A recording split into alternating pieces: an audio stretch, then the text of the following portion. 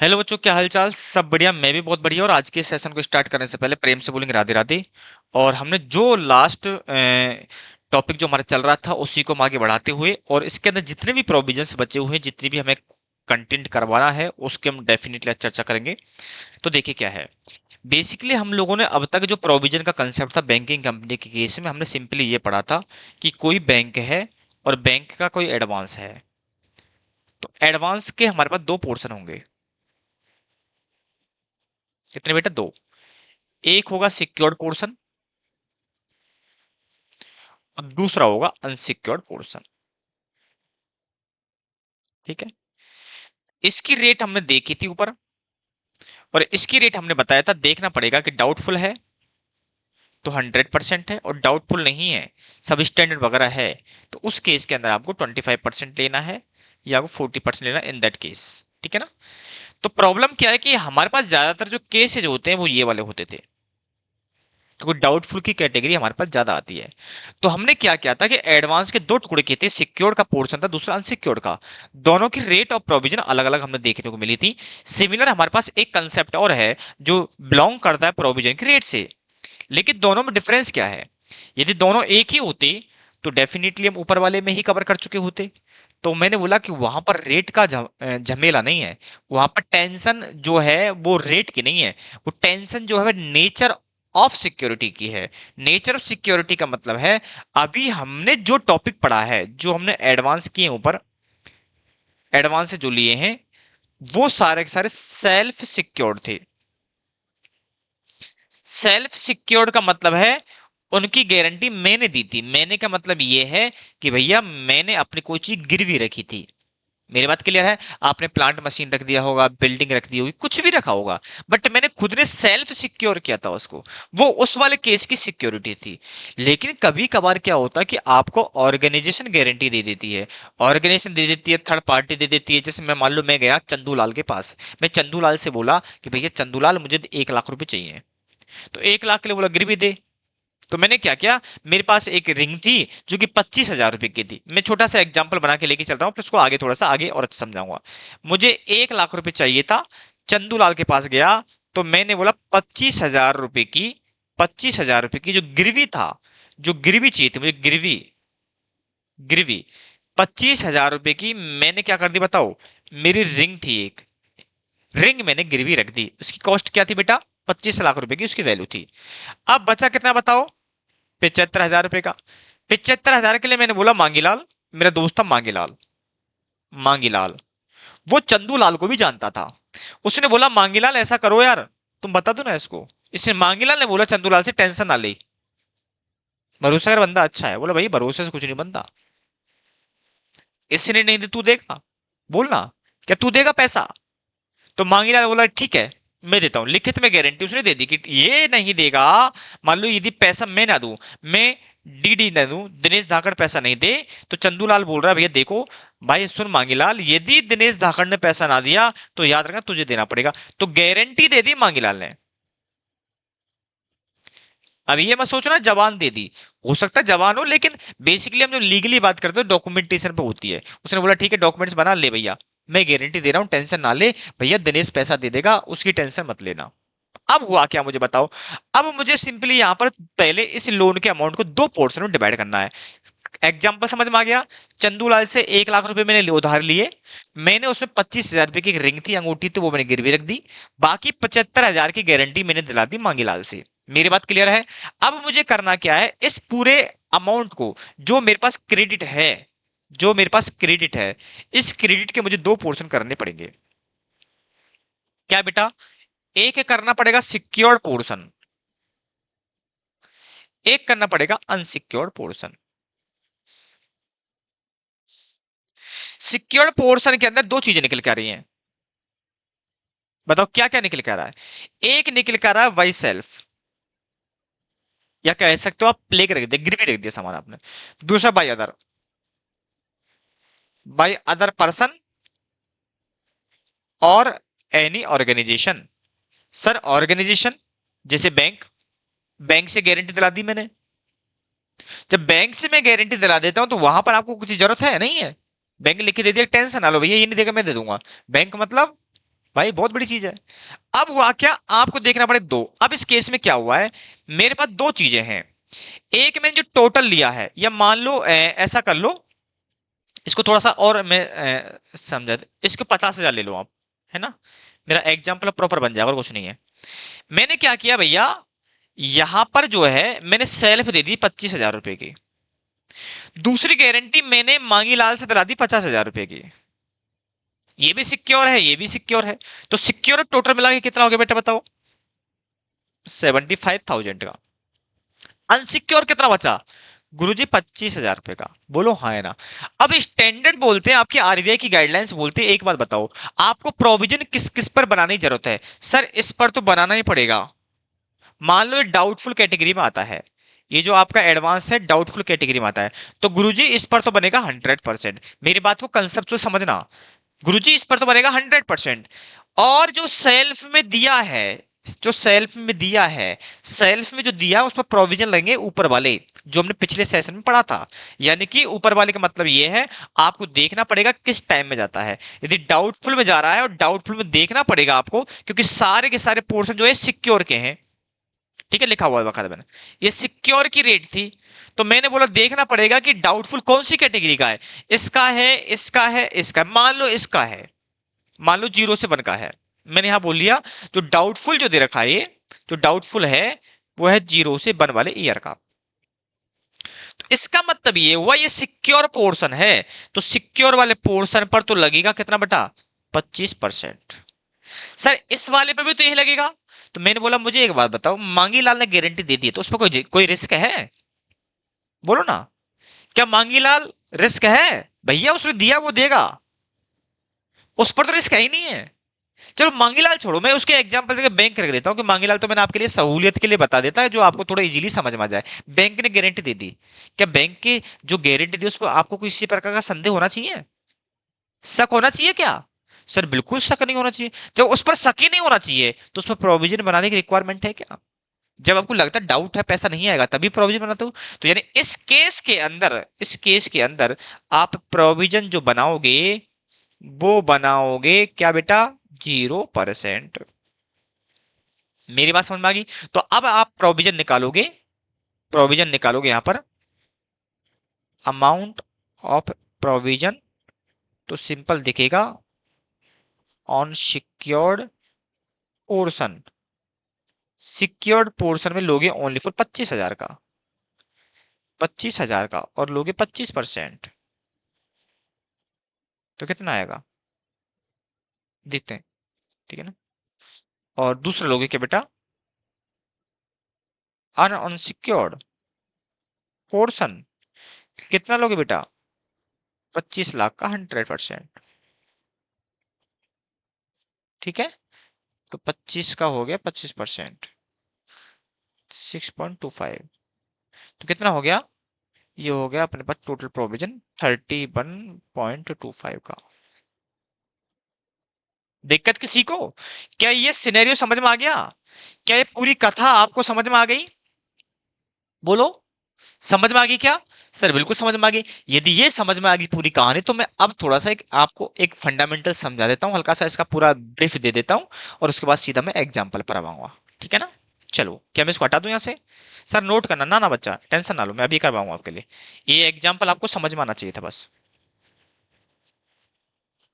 Noting का इसमें कुछ नहीं है, जो मैंने थीम बताई है आपके लिए उसको मैं समराइज कर दूंगा आपके लिए ना, जो आपकी आपके लिए बेहतर होगा। अदरवाइज मुझे लगता नहीं है वैसे इसमें कुछ लिखवाने का है, या कंसेप्ट भी लिखवाने का नहीं है इसके अंदर, तो लेकिन फिर भी मैं आपको यहाँ पर करवा दूंगा।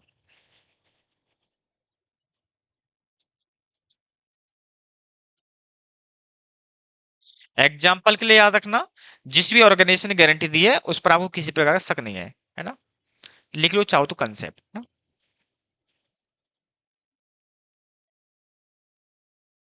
क्या करो बताओ। टोटल जो क्रेडिट होंगे उसके दो पोर्शन होंगे, जो आपको पता है। एक होगा सिक्योर्ड, एक होगा unsecured. Percentage as per classification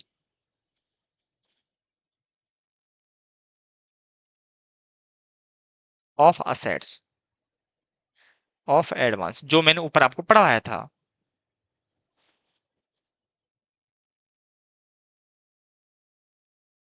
ठीक है।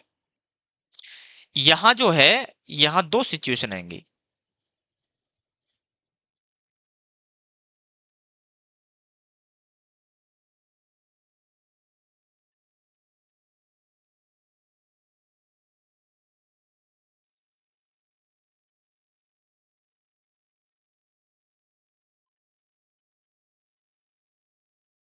As security held by any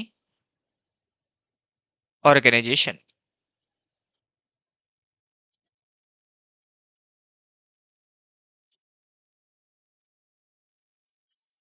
तो यहां पर लगेगा percentage of provision as per classification of assets. ये मैं ओनली फॉर आपके लिए लिखवा रहा हूं, बाकी इसमें है नहीं है। No need of provision.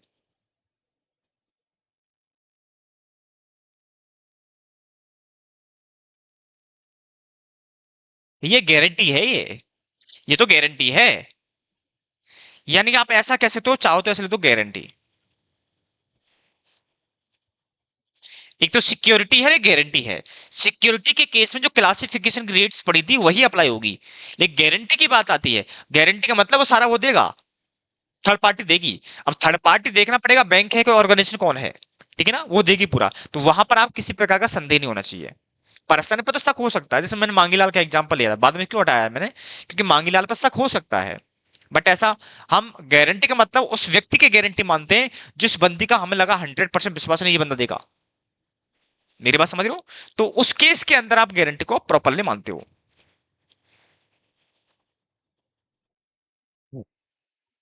ठीक है। अब इसके लिए एग्जांपल लिख लेते हैं।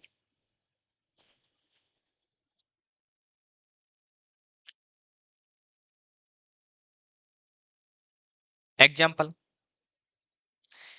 ICICI bank provides credit to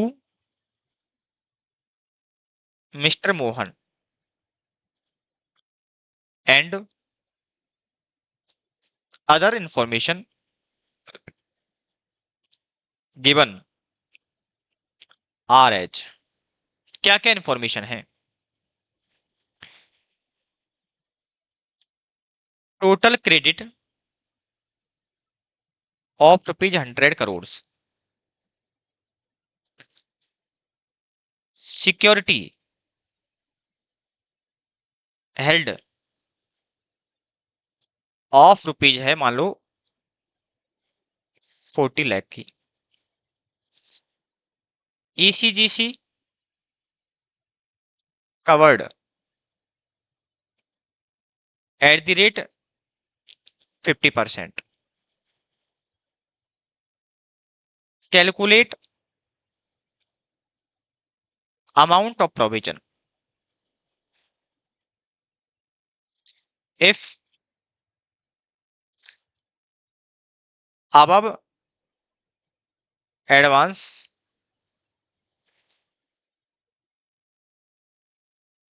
overdue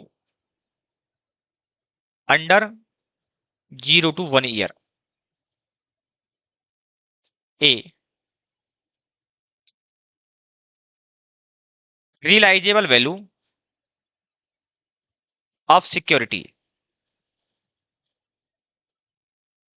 is ₹40 lakh, और realisable value of security is rupees कितना, 35 लाख। और C, if realisable value security is ₹50 lakh. मेरी बात क्लियर है? मैंने आपको 3 केस बना दिए जिससे आपको चीजें दिक्कत ना करे। ठीक है? वैसे मैं ये कह सकता हूं सिंपली एक सिंपल वर्ड के अंदर कि जितनी आपकी रियलाइजेबल वैल्यू है उस असेट्स की जो आपने गिरवी रखा है, उस असेट्स की जो रियलाइजेबल वैल्यू वही आपको एज ए सिक्योर माना जाएगा।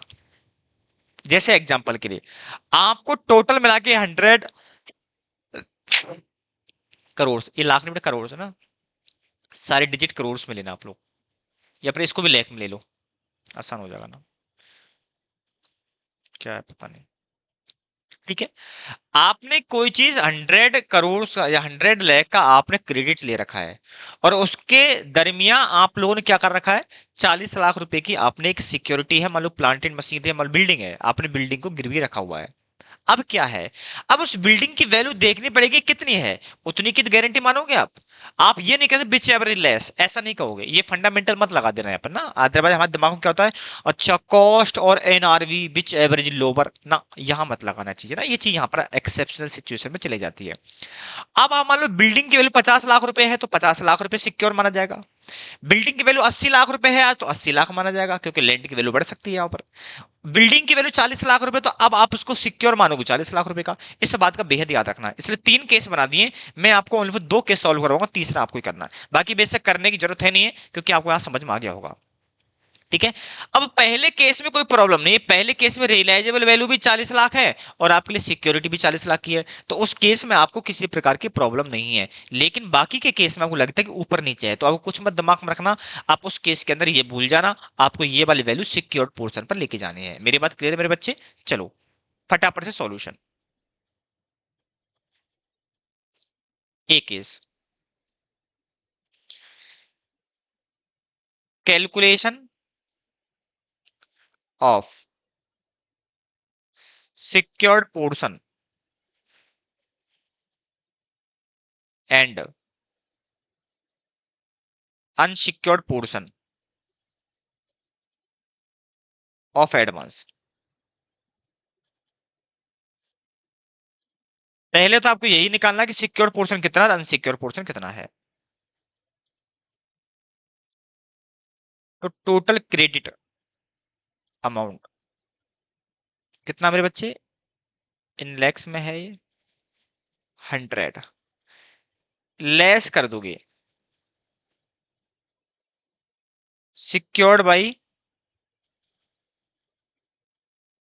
या कर दो सिक्योर, सिक्योरिटी हेल्ड कर दो।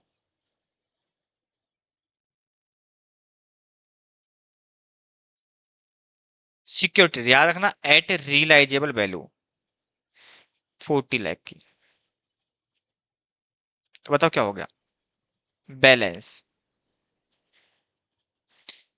लेस क्या कर दोगे,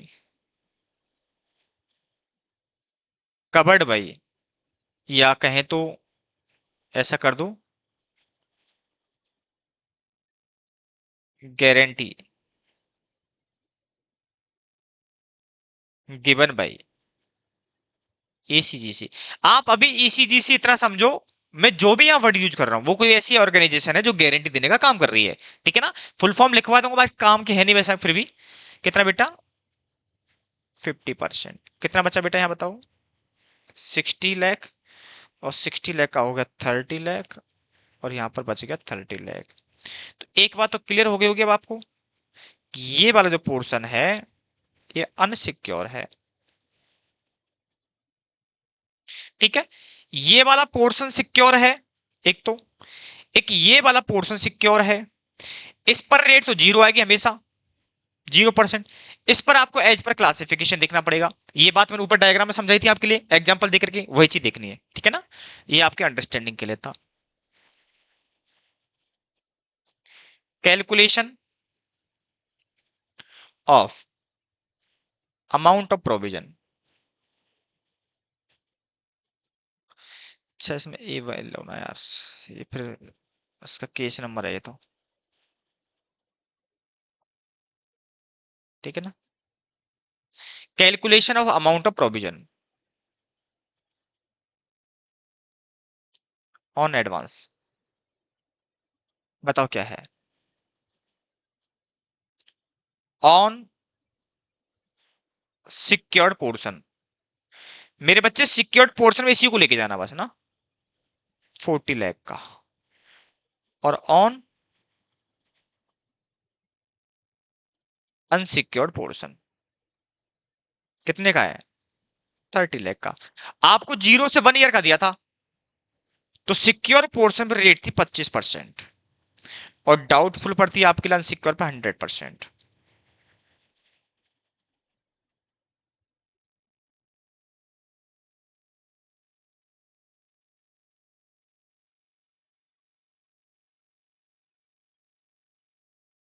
ठीक है, ये कितनी आ गई बेटा बताओ, 25 का 10, अरे यार क्या चाहता मेरे से,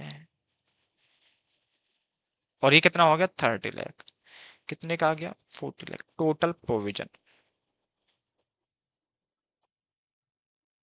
क्या बात समझ में आ गई आपकी में, बोलो क्या बात क्लियर है। तो 40 लाख का आपके पास आ गया प्रोविजन।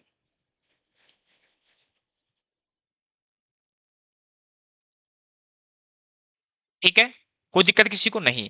अब मैं दूसरे केस की बात करूं, मैं इसी केस को चाहूं तो मैं यहीं पर लेना चाहूं तो यहीं ले लूं, ज्यादा बढ़िया रहेगा मेरे हिसाब से।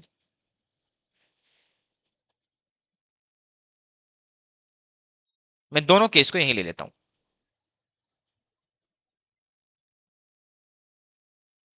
ठीक है, ये बी है और ये सी है। ठीक है, कुछ नहीं चेंज कहां पर आएगा वो पता है आपको, रियलाइजेबल वैल्यू पर आएगा। तो यही 100 है, यहाँ पर 100 है, यहाँ रियलाइजेबल वैल्यू 40 थी, और वहां पर 35 और 50 थी, 35 थी और ये 50 थी। ठीक है ना, तो यहाँ बताओ कितना बचा था, ये 65 बच गया था, और यहाँ कितना बच गया था 50 का। सिक्योर्ड बाय था 50%, तो 37 5.32, सॉरी,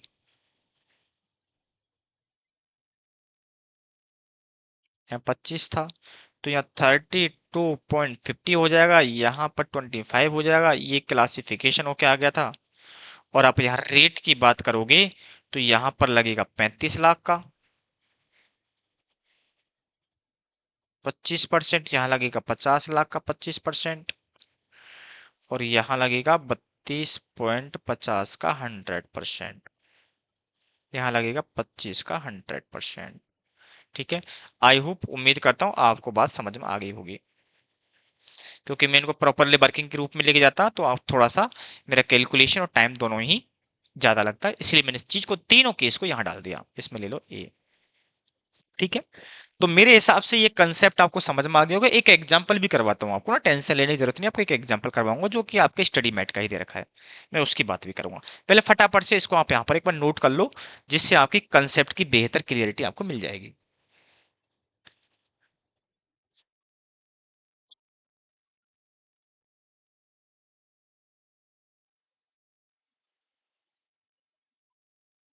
ठीक है, जहां पर भी कुछ ऐसा नाम दे रखा हो तो वो आपको घबराने की जरूरत नहीं है।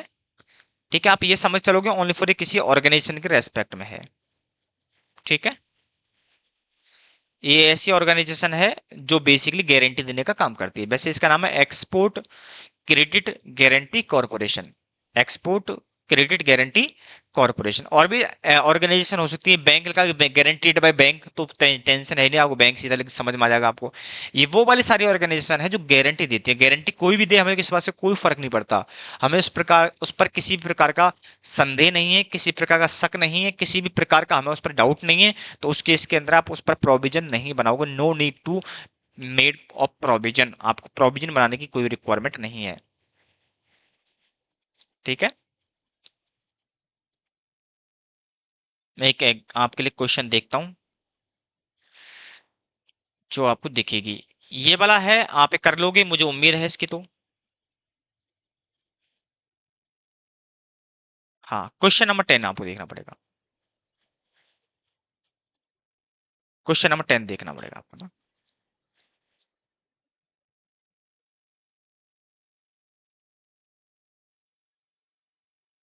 चलो क्वेश्चन नंबर 10 देखो आप, बड़ा मजेदार क्वेश्चन है, और इस क्वेश्चन जितनी शिद्दत से देखोगे मजा आ जाएगा आपको। From the following information find out amount of provisions require to be made in the profit loss account, commercial bank है, ईयर एंडेड 31 मार्च 2021, ठीक है ना। लिखा हुआ packing credit outstanding from food processing 90 lakh against which the bank hold security 20.50 lakh, 50% of the above advance is covered by the ECGC and the above advance has remained doubtful for more than 3 year। इसका मतलब यहां पर मैं secure की बात करूंगा तो 100% provision आएगा, और अनसिक्योर की बात करूंगा तो भी 100% प्रोविजन ही आएगा। यहां पर किसी प्रकार का कोई संदेह आपको नहीं होना चाहिए। मेरी बात क्लियर है यहाँ तक कहानी? चलो नीचे वाला, एक तो प्रोविजन ये है, पहला केस तो ये है, दूसरा केस ये है, तो दो प्रोविजन हो गए। इसमें सिंपली आपको मैं यही करवा देता हूं। ये पता है आपको 0.40% लगेगा इसके अंदर, ठीक है। ये आपके पास 15% लगेगा, यहाँ आपके पास 25% लगेगा, 4 2 ईयर है, यहाँ 40% लगेगा, यहाँ भी 40% लगेगा, मोर देन 100% लगेगा, और यहाँ पर 100% लगेगा। तो ये वाला पोर्शन तो आप कर लोगे, मुझे नहीं लगता मुझे इसमें रिक्वायरमेंट है। मेरी जरूरत आपको यहाँ पर है, मेरी जरूरत आपको यहाँ पर है। यहाँ पर जब आओगे तो सिंपली देखो आप आराम से, कोई प्रॉब्लम वाली बात नहीं है। आ जाओ फटाफट से, मैंने कौन सा लिया बेटा बताओ? क्वेश्चन नंबर 9 10 लिया है, और 10 नंबर जब देखोगे बड़ा मजा आ जाएगा आपको ना। क्वेश्चन नंबर 10, क्या करो बताओ? Calculation of secured portion and unsecured portion of advance. आप पहले ये निकालोगे, ठीक है, पहले आप ये निकालोगे। तो देखो क्या करोगे, टोटल क्रेडिट फॉर प्रोसेसिंग कितनी थी बेटा? 90 लाख की, लेस सिक्योरिटी कितनी थी बताओ बेटा? सिक्योरिटी थी आपके पास, सिक्योरिटी वर्थ ये है, देखो उसने डायरेक्ट मार्केट प्राइस दी है, उसने कितने की वैल्यू की गिरवी रखा ये नहीं बताया, उसने सीधा मार्केट दिया, तो हमें मार्केट चाहिए 22.50 का। बताओ कितना बच गया? 90 माइनस 22.5, बच गया 67.50 लाख का, ठीक है। चलिए अब लेस क्या कर दोगे? कवर्ड बाई, किसने कवर किया बताओ? ईसीजीसी ने। ईसीजीसी कितना किया बेटा? 50%। 50% कितना हो गया? इसका हो गया 33.75, तो 33.75 बचेगा अनसिक्योर, ठीक है। तो प्रोविजन आपको बनाना है। Working note number 2, calculation of amount of provision. बताओ क्या करोगे? क्या करोगे? ऑन सिक्योर्ड पोर्शन कितना था मेरे बच्चे बताओ? सिक्योर्ड पोर्शन कितना था? 22.5, ये तो लेना नहीं है, 22.5 इंटू 100% रेट है इस केस में, ऑन अनसिक्योर्ड। अनसिक्योर्ड पोर्शन कितना है? 33.75, इस पर भी 100% है। बताओ कितना हो गया? 33.50 है, हाँ 33.75 प्लस 22.5, 56.25 लाख का, ठीक है, प्लस अदर प्रोविजन भी आएंगे। अदर प्रोविजन कौन सा वाला आएगा बेटा? ये वाला, ठीक है ना, ये वाला, ठीक है। ए का हुआ था वो, ये 56.25 था, प्लस ये निकालना पड़ेगा आपको, फिर आपको टोटल करना पड़ेगा। मेरी बात क्लियर है? मुझे बेसिकली यही कराना था, जो मैंने आपको करवा दिया है। फटाफट से देख लो, फटाफट से देख लो इसको ना, एक क्वेश्चन करवाना था बस मुझे, इसके अलावा कुछ नहीं करवाना था। यही क्वेश्चन करवाना था मुझे। उम्मीद करता हूं आपको समझ में आ गया होगा, इस पर किसी भी प्रकार का आपका कंफ्यूजन नहीं होगा।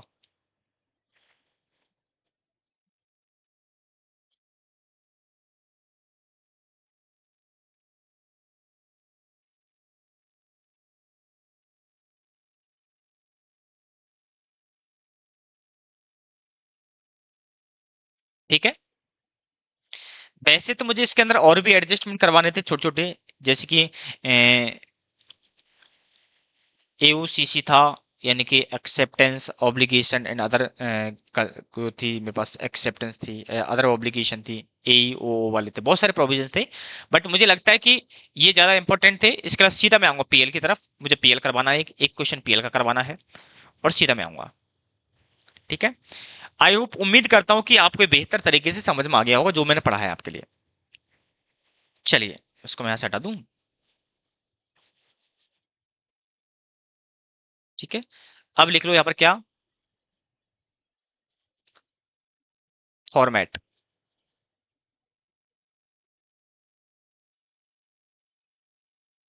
Of profit and loss account of banking company. आपको इस बात के बारे में पता होगा, बैंकिंग कंपनीज है, इंश्योरेंस कंपनी है, और इलेक्ट्रिसिटी कंपनी है। इन सबके फॉर्मेट आपके कंपनी अकाउंट से फॉर्मेट से डिफर हैं। तो इनके फॉर्मेट्स आपको एज पर रेगुलेटर के हिसाब से देखने पड़ेंगे। जो आप पढ़ के आए हो ना, जो फॉर्मेट पढ़ के, वो वाला फॉर्मेट यहाँ पर काम नहीं आते। यहाँ इनके स्पेसिफिक फॉर्मेट है। इंश्योरेंस कंपनी में भी, क्योंकि मैंने पीएनएल बैलेंस शीट, पीएनएल तो वहां भी कराया था, रेवेन्यू अकाउंट वहां भी कर, रेवेन्यू अकाउंट वहां कराया था मैंने। मैंने वही वाला पोर्शन कवर किया जो आपके एग्जाम के पर्पज से इंपॉर्टेंट है। अथवा रेगुलर बैच का पार्ट होता तो डेफिनेटली बहुत लॉन्ग में जाते, और क्योंकि एक ही दो दो ढाई ढाई घंटे ओनली फॉर इसमें लग जाता है कि इसके फॉर्मेट ये हैं और इनका जो शेड्यूल बने हुए हैं वो ये है, उनका एक्सप्लेनेशन इंपॉर्टेंट होता है। तो यानी कि 2.5 से 3 घंटा ओनली फॉर फॉर्मेट के नोट डाउन में, और उनके शेड्यूल को नोट डाउन में, प्लस उनको एक्सप्लेनेशन में कि यहाँ पर क्या क्या आएगा और क्यों आएगा, इस बात को समझाने में लग जाता है। ठीक है, क्योंकि हमें सीधा एग्जाम के पर्पज से देखना है कि एग्जाम में क्या आएगा, उसी हिसाब से उसी एंगल से सोच के चलना है, उसी एग्जाम्पल से आपको प्रिपरेशन दे रहा हूं, तो वो आपके लिए बहुत शॉर्टकट हो गया। अदरवाइज आपका एक ही चैप्टर करीबन 10-10 लेक्चर लग जाते हैं, 10-10 घंटे के सेशन में चला जाता है। ठीक है ना, जो हमने अभी 4-4 5-5 घंटे के सेशन में किया है, वो डबल टू ट्रिपल टाइम हो जाता है उसके लिए। चलिए, फॉर्मेट्स ऑफ पीएल।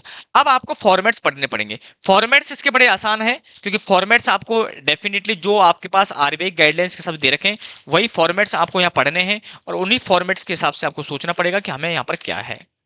ठीक है, तो उन्हीं फॉर्मेट्स की मैं यहाँ पर आपको बात करने वाला हूँ।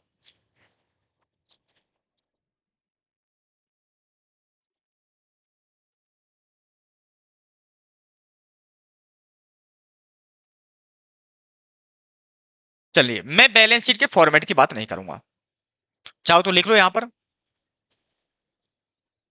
As per RBI.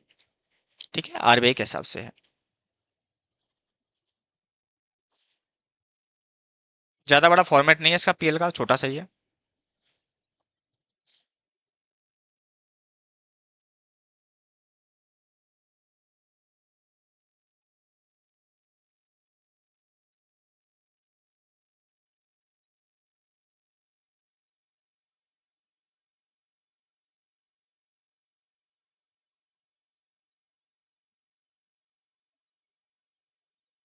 चलिए, ये आएगा इसमें शेड्यूल नंबर, इसमें आएगा आपका अमाउंट।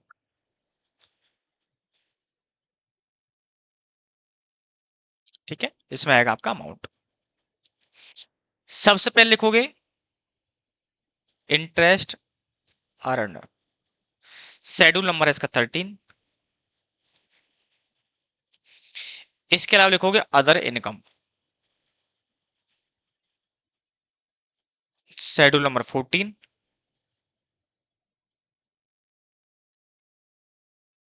इनका कर दोगे टोटल।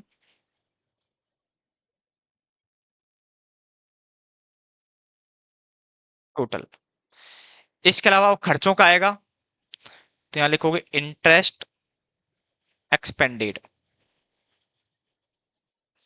इसके लिखोगे ऑपरेटिंग एक्सपेंसेस।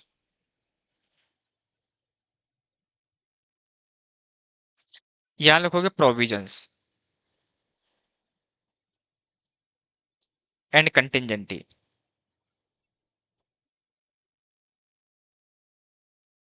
यहां आएगा आपका 15, यहां पर आएगा आपका 16। इसके बारे में कोई भी नोट नहीं है। सर क्या शेड्यूल नंबर ये रटने पड़ेंगे एज इट इज? बिल्कुल एग्जैक्टली। आपको इस पर किसी प्रकार का डाउट नहीं होना चाहिए। ये आ गया आपका प्रॉफिट, या इसको ऊपर ले लेता ना मैं थोड़ा सा ना।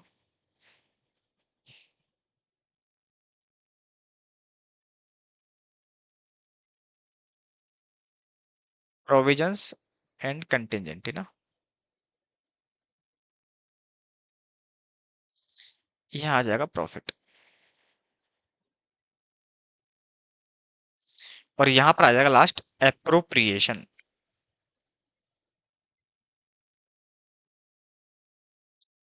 एप्रोप्रिएशन और प्रॉफिट एंड लॉस, ये प्रॉफिट ही आता है। कहाँ कहाँ पर कितना कितना ट्रांसफर कर रहे हो वो आएगा, पर यहाँ पर आएगा balance transfer to balance sheet. ठीक है ना, यहाँ पर आपका बैलेंस शीट में चला जाएगा जो भी अप्रोप्रिएशन करने के बाद। ये बेसिकली आपका फॉर्मेट है। एक से लेकर के 12 जो शेड्यूल है वो आपके बैलेंस शीट के हैं। जब बैलेंस शीट का फॉर्मेट देखोगे तो वहां पर 1 से लेके 12 तक, 1 से 12 जो भी आपका शेड्यूल नंबर है वो बैलेंस शीट में है। 12 के बाद आपका पीएनएल, पहले वैसे पीएनएल बनता है और बैलेंस शीट बनती है ना, लेकिन यहाँ पर उल्टा है। पहले बैलेंस शीट के शेड्यूल नंबर दिए हैं, फिर उन्होंने बैलेंस शीट के सॉरी बाद में उन्होंने पीएनएल के शेड्यूल्स दिए हैं। तो 13, 14, 15, 16 4 शेड्यूल्स हैं यहाँ पर। अब देखो क्या क्या है, मैं थोड़ा सा बिल्कुल ब्रीफ बिल्कुल शॉर्ट एंड स्वीट समझाने की कोशिश कर रहा हूं। ये आपका जो है, ये आपका इनकम वाला पोर्शन है, इनकम ऑफ बैंक, याद रखना बैंक की इनकम है ये। और ये आपके एक्सपेंसेज ऑफ बैंक। ठीक है, इनकम में से खर्चे घटा दो, क्या आएगा? प्रॉफिट। ये वही दे रखा है। अब सवाल क्या है, ये जो बात कर रहा है, ये जो बात कर रहा है ये वाला, कि भैया ये किसकी बात कर रहा है, तो ये वो वाले इनकम है इसमें, ये वो वाले प्रॉफिट है, वो वाला इंटरेस्ट जो कमाया है, जो कमाया है, कमाया है ऑन एडवांस। बैंक अपना पैसा क्या करेगी? इन्वेस्ट करेगी। तो इन्वेस्टमेंट पर जो भी पैसा कमाया है एज ए इंटरेस्ट, याद रखना एज ए इंटरेस्ट, वो आपका जाएगा इसमें। क्लियर है? इसके अलावा, इंटरेस्ट के अलावा, अदर देन इंटरेस्ट जो भी इनकम आई है वो जाएगी आपकी कहां पर? जैसे रेंट है, आपने कोई बिल्डिंग ले ली, इन्वेस्टमेंट कर रखा है, तो डिविडेंड मिल रहा है आपको, किसी कंपनी शेयर ले लिया आपने, तो इंटरेस्ट के अलावा जो भी आपकी इनकम है वो जाएगी आपकी अदर इनकम में। तो इनकम के दो ही हेड है मेरे बच्चे, एक तो है इंटरेस्ट जो कि डायरेक्ट बिजनेस से बिलोंग करता है, डायरेक्ट इनकम है, और दूसरा आपकी अदर इनकम यानी कि इनडायरेक्ट इनकम, जो कि उसके ऑपरेटिंग के अलावा जो भी चलता है वो सारा आएगा आपका अदर इनकम में। तो टोटल हो जाएगा, इसमें किसी प्रकार का कोई संदेह नहीं होगा। इसके आइटम्स में नोट्स टू बी शेड्यूल्स में लिखवाता हूं, क्योंकि मैं अभी रेगुलर बैच नहीं ले रहा हूं तो थोड़ा फटाफट चलूंगा। आई होप, उम्मीद करता हूं कि क्योंकि इतने अच्छे लेवल पे क्वेश्चन आता नहीं है आपका, तो मैं उतनी ही बात करूं जितनी आपकी एग्जाम में बातें चलती हैं। इंटरेस्ट एक्सपेंडेड, आपने पैसा लिया होगा, लोगों की डिपॉजिट्स ली होंगी, तो जो आपने ब्याज चुकाया है, जो आपने ब्याज चुकाया है भाई, लोगों का पैसा लिया है आपने, डिपॉजिट्स लिया आप लोगों ने, लोगों से आपने पैसा ले रखा है, आपने बैंक से पैसा ले रखा उधार, तो उन पर आपने ब्याज चुकाया होगा, तो जो ब्याज चुकाया है, जो पेड किया है, वो आपका जाएगा यहाँ। इसके अलावा ऑपरेटिंग खर्चे, आपकी स्टेशनरी खर्चा होगा, पोस्टेज का खर्चा होगा, सैलरी का खर्चा होगा, डेप्रिसिएशन होगा, प्रोविजन होंगे, ये सॉरी प्रोविजन तो नीचे आएंगे, जो सारे ऑपरेटिंग के वो सारे यहाँ आ जाएंगे। और अदर देन जो भी प्रोविजंस वगैरह वो यहां जाएंगे, यानी मैं कहूं interest, other than interest and provision यहां जाएगा, बाकी प्रोविजन यहां जाएंगे। क्लियर है? तो बहुत ही शॉर्ट एंड स्वीट था, तो इसको मैं सिंपली आपको बता दिया था। अदरवाइज डिटेल में हम जाएंगे तो इस पर बहुत टाइम लगने वाला है, क्योंकि हम एक ही चीज को, इसके हर एलिमेंट को समझाने की कोशिश भी आपको करते हैं।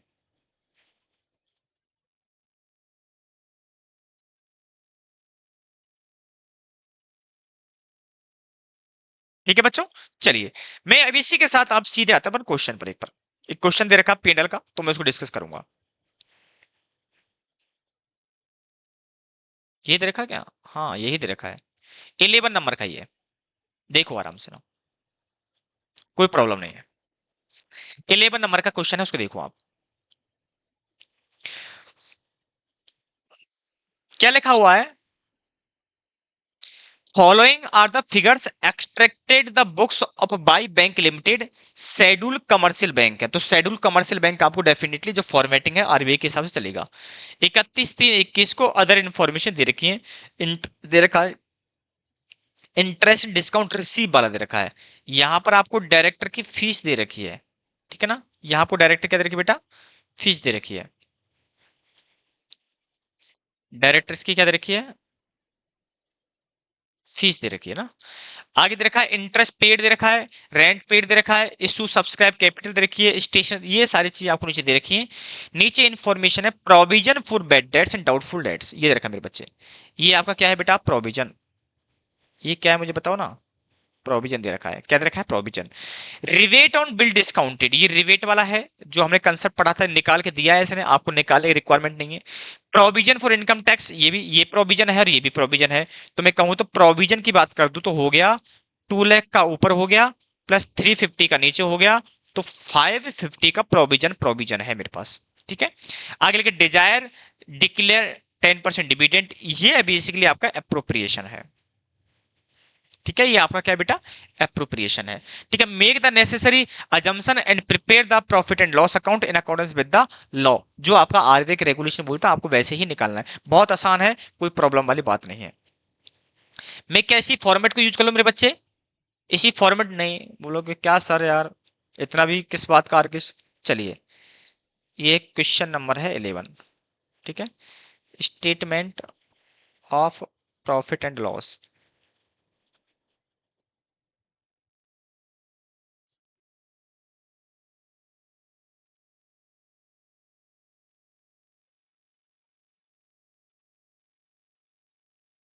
ठीक है। स्टेटमेंट पेनल छोटा सा ही है, वो दिक्कत नहीं है।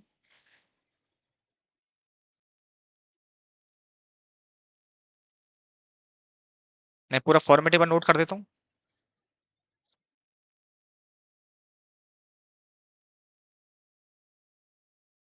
ठीक है। तो ये शेड्यूल नंबर है, ये अमाउंट आएगा, ये आएगा इंटरेस्ट अर्न, 14 नंबर का है। इसके अलावा आएगा अदर इनकम, इसके अलावा आएगा इंटरेस्ट एक्सपेंडेड, इसके अलावा आएगा इसमें क्या बेटा? ऑपरेटिंग एक्सपेंसेस, इसमें आएंगे प्रोविजंस। ठीक है। ये आ जाएगा टोटल, यहां पर भी आ जाएगा टोटल, ये आ जाएगा प्रॉफिट एंड लॉस, मुझे थोड़ी सी लाइन और चाहिए थी, और नीचे आ जाएगा एप्रोप्रिएशन। मैं एप्रोप्रिएशन नीचे बना देता हूँ। ठीक है। आप इस फॉर्मेट को बढ़ा लेना आगे,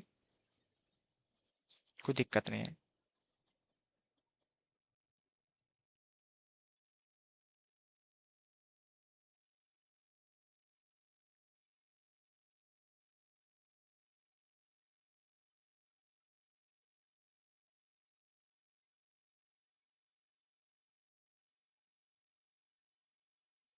ठीक है, मैं नीचे थोड़ा सा बना दिया है। चलो, अब मैं यहां पर बनाऊं क्या बेटा? शेड्यूल्स। ठीक है। शेड्यूल्स के लिए डायरेक्ट ले रहा हूं यहां पर। आपको अलग अलग बनाने, मेरी तरह मत करना।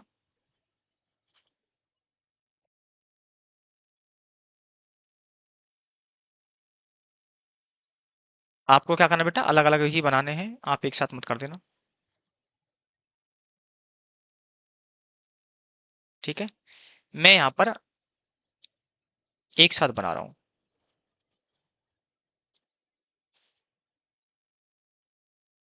ठीक है।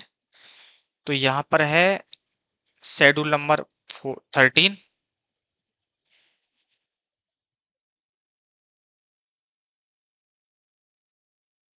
Schedule number 14, schedule number 15। तीन ही ना बस? हाँ, तीन ही तो है। 16 भी है, और शेड्यूल नंबर 16।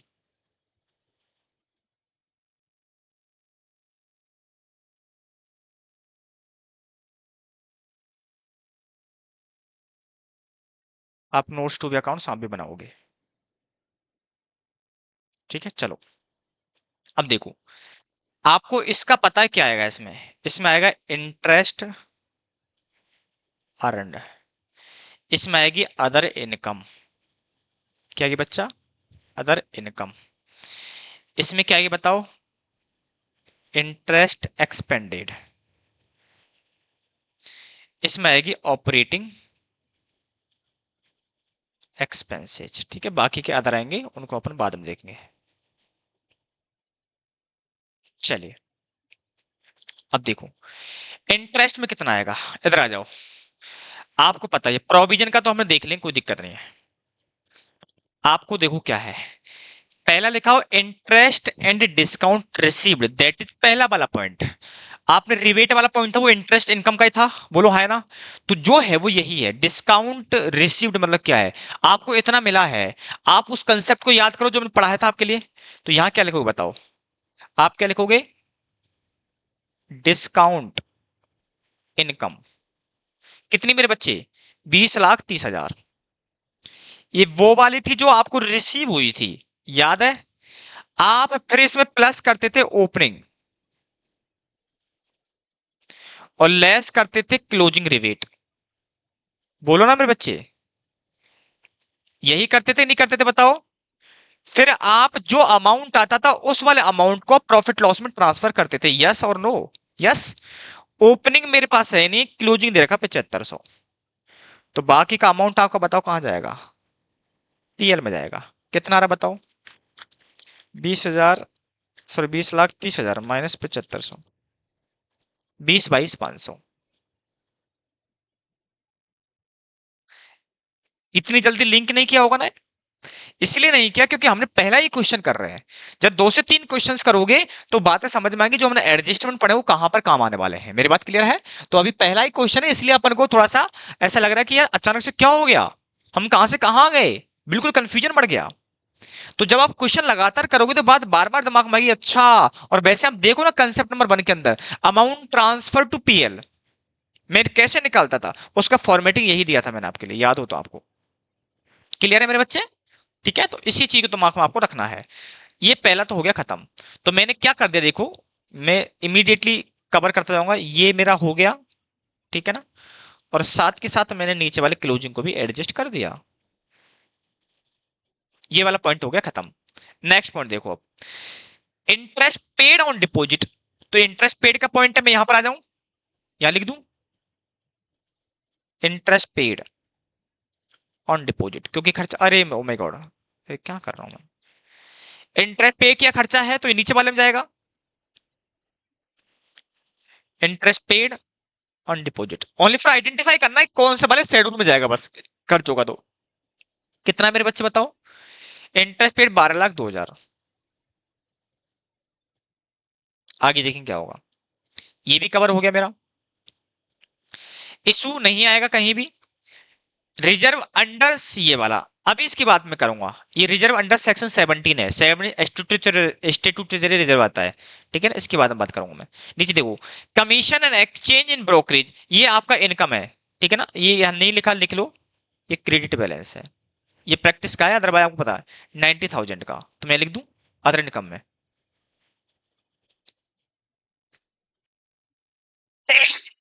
सॉरी, कमीशन मिला है।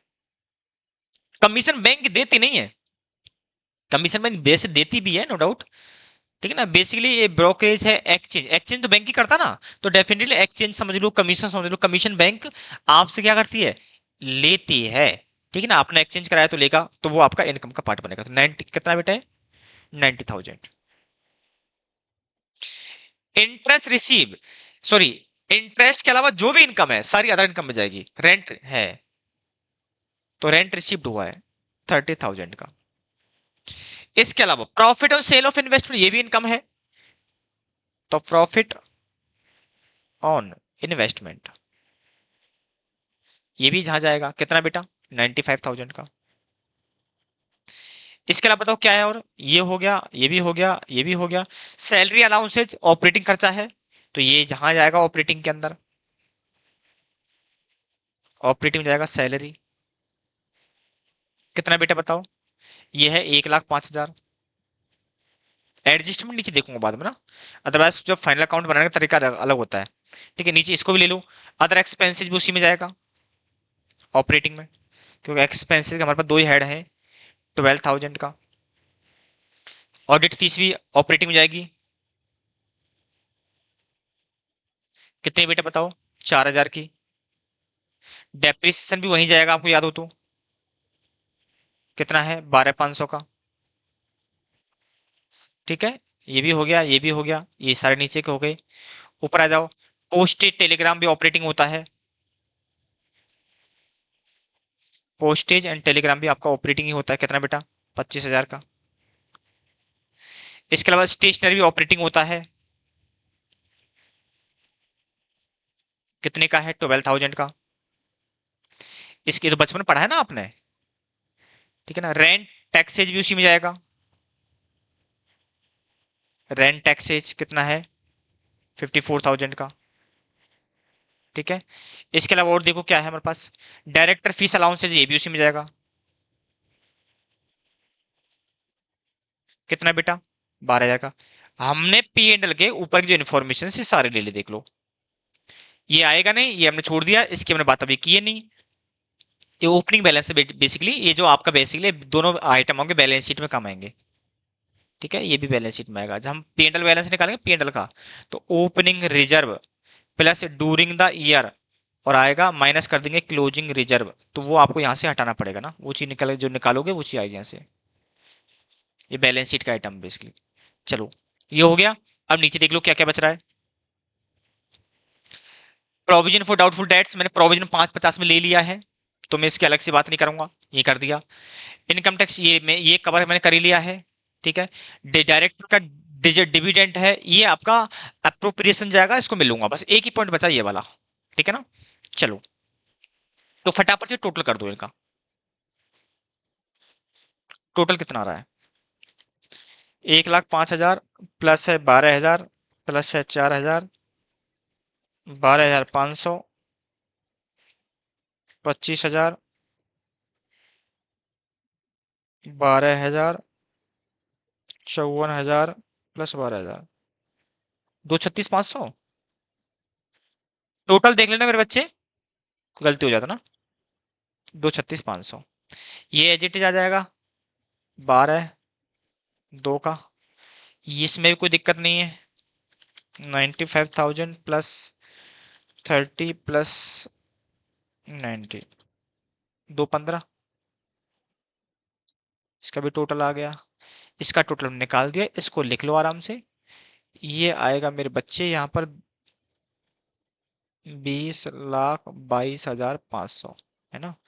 अदर इनकम का पार्ट है 2,15,000, और ये वाला इनकम है 2,02,000, और ऑपरेटिंग थे सर 2,36,500, 2,36,500, 2,36,500।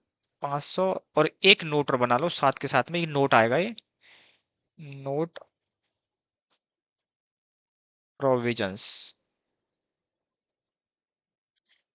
तो प्रोविजन फॉर टैक्स, और एक क्या है मेरे बच्चे, और एक डाउटफुल डेब्ट्स। डाउटफुल डेब्ट्स, ये है 2 लाख रुपए का, ये है 3.5 लाख रुपए का, तो ये आएगा 5,50,000 का, है ना। ये आप यहाँ पर भी और लिख दो।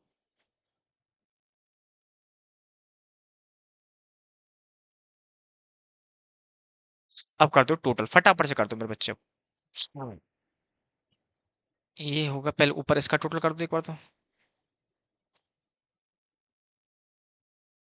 इसका कितना आ रहा है, 20,22,500 प्लस 2,15,000, ये आएगा 22,37,500।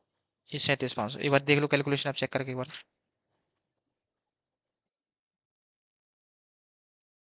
ठीक है, और ये देख लो नीचे कितना आ रहा है, 12,02,000 प्लस 2,36,500 प्लस आएगा 5,50, 19,88,500। डिफरेंस निकाल लो, माइनस 22,37,500, 2,49,000।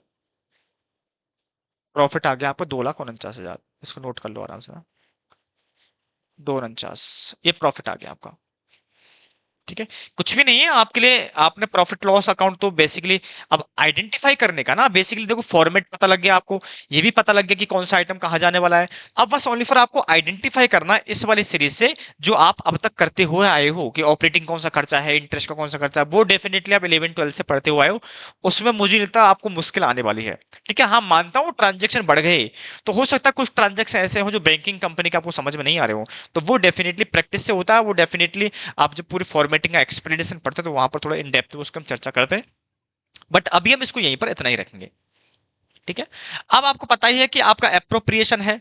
ठीक है ना, एप्रोप्रिएशन आपको नहीं पता हो तो मैं बता दूं आपके लिए, सबसे पहले जाएगा स्टेट्यूटरी रिजर्व में, एसआर के अंदर, और एसआर जाता है 25%। तो 2,49,000 का 25% निकाल दो। नहीं नहीं नहीं सॉरी, इसका नहीं जाएगा मेरे बच्चे ना, पहले एसआर में, एसआर में, हाँ हाँ हाँ हाँ, डिविडेंड तो बाद में जाता है एग्जैक्टली। 2,49,000 का हो गया 25%, तो 6,250। यार रिजर्व में डिविडेंड देने से पहले जाता है। अब रिजर्व में ट्रांसफर करने में बचा वो आपका आपका बचेगा डिविडेंड का, है ना। डिविडेंड, डिविडेंड है 10%। कहाँ बेटा 10% बताओ, देखो 10%। और याद रखना, dividend is always calculate on the nominal value of the equity share. Nominal value of equity share ये रही 5 लाख, तो 5 लाख का 10% 50,000, तो 5 लाख का 10% 50,000। जो बैलेंस बचेगा ये जाएगा बैलेंस शीट में। ठीक है ना, तो 2,49,000 टोटल फंड था, जिसमें से हमने 62,250 का रिजर्व में ट्रांसफर कर दिया और 50,000 एज ए डिविडेंड दे दिया, तो बाकी का प्रॉफिट जाएगा बैलेंस शीट में। तो बचेगा 1,36,750। That is important point. ठीक है, ये वाला आपका बैलेंस शीट में जाएगा as a P and L. Statutory reserve भी जाएगा, लेकिन as a profit and loss जाएगा 1,36,750। ये आपका बैलेंस शीट का डिजिट है, ये आपको दिमाग में रख के चलना है। ठीक है, तो फटाफट से आई होप, उम्मीद करता हूं कि अब आपको समझ में आ गया होगा, और इसी चीज को अब आपको नोट करना है फटाफट से। मैं इसको थोड़ा सा बिल्कुल छोटा कर देता हूं, क्वेश्चन बड़ा छोटा सा है, लेकिन एग्जाम के पर्पज से आपकी इसकी प्रैक्टिस करना बेहद जरूरी है, क्योंकि 7 मार्क्स में क्वेश्चन आ सकता है, इस बात की प्रोबेबिलिटी है। तो मेरी तरफ से बैंकिंग को मैं यही करूंगा क्लोज। ठीक है ना, बाकी किसी को लगता है कि किसी एडजस्टमेंट में प्रॉब्लम है, तो मैंने पहले बोल रखा आपके लिए, आपको नीचे डिस्क्रिप्शन लिंक के अंदर आपको व्हाट्सअप नंबर दे रखा है, आपके लिए टेलीग्राम चैनल भी दे रखा है। ठीक है ना, आपको सारी फैसिलिटी वहां पर है, आपको चैट बॉक्स भी दे रखा है यहाँ पर, आप उसमें भी बता सकते हो सर मैं इस वाले एडजस्टमेंट को आप स्पेसिफिक लेक्चर लेके स्पेसिफिक टाइम देकर उसको समझा सकते हो। ठीक है, इसके बाद मैं पहले लूंगा इंड एस। क्या लूंगा मेरे बच्चे, इंड एस।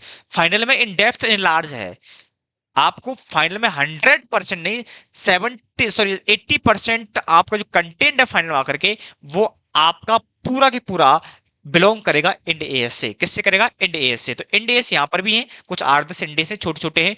डेफिनेटली जितना कंटेंट का पार्ट है मैं उसको फटाफट से एक एक दो दो इंडेस में पर डे खत्म करूंगा, देन उसके बाद फिर मैं आऊंगा फाइनल अकाउंट पर, क्योंकि प्रॉपरली मैं टाइम देना चाहता हूं उस वाले पोर्शन को, क्योंकि वो आपके एग्जाम के पर्पज से बड़ा ही इंपॉर्टेंट है। क्योंकि 15 मार्क्स का 14 मार्क्स का सीधा एक क्वेश्चन बनता है, तो मैं उस पर चर्चा करूंगा। और जैसे ही खत्म हो जाएगा, तो जैसे ही खत्म होगा इसको कोशिश करेंगे 15 से पहले पहले इंपॉर्टेंट खत्म हो जाए। 5 दिन लगातार सेशन 5 दिन चलाऊंगा फाइनल अकाउंट पर, जो आपका 14 मार्क्स का क्वेश्चन आता है मैं वहां से डेफिनेटली पिक करूंगा आपको। ठीक है, जैसे आपके खत्म हो जाएगा, और इसके बाद OMSM है जो आपका OM वाला पार्ट है, OM के साथ 6 to 7 जो टॉपिक्स हैं मैं वो डेफिनेटली आपको फास्ट ट्रैक में स्टार्ट करूंगा, वो आपको जल्दी ही मिलने वाला है। डेफिनेट टेंशन ना लो, वो आपको प्रॉपर टाइम से खत्म होंगे। OMSM ज्यादा बड़ा पेपर नहीं है, OM का इतना बड़ा पेपर नहीं है, इसलिए आपको ब्रीफली फटाफट फटाफट से कंसेप्ट प्लस एक एग्जांपल, कंसेप्ट प्लस एक एग्जांपल, मैं फटाफट से उसको एक्सप्लेन करूंगा, उसको खत्म करूंगा क्यूटी वाले पार्ट को। ठीक है, थैंक यू सो मच, मिलते हैं आपको नेक्स्ट सेशन के अंदर, नेक्स्ट सेशन के अंदर मिलते हैं। ठीक है बच्चों।